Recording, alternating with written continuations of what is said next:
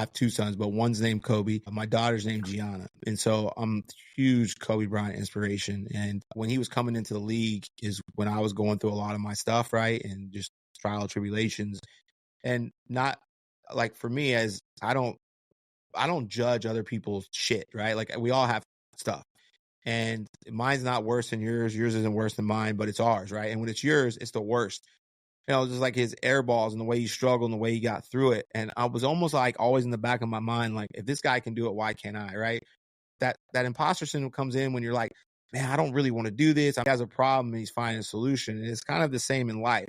It's that it doesn't matter what the problem is. If you find a solution, you can fix it. And everything's fixable in life. And I watched him and I watched his growth, right? And I watched his growth even from 8 to 24 and the mistakes he made.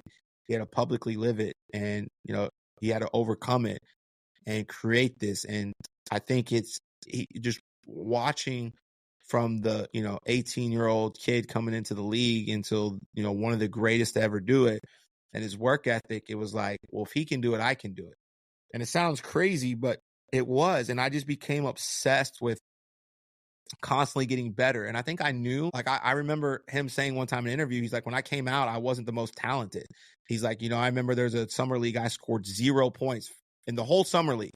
He's like, not a layup, not a free throw, nothing. And he's like, so what I would do is during lunch, nobody was practicing. So I'd go in there and practice instead of eat lunch. So I just get a little bit better and I could start to catch those guys. And he was like, I practiced 3 to 4 times a day because I knew everybody else only practiced once or twice. And so over 5 years, I was so much better than them, they could never catch me. So that was me. Like, I knew I was starting with behind them, that they had a head start. And so I was like, I'm just going to outwork them. And so if they're working 8 to 5, I'm going to work 8 to 8.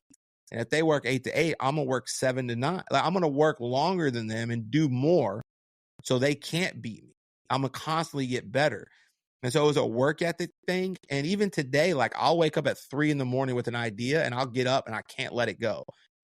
At night when it's 9, 10 o'clock at night and it's really easy to watch Netflix, I'm reading or listening to something on my phone, podcast, a book, audiobook, something, right? Like a reel on sales, leadership.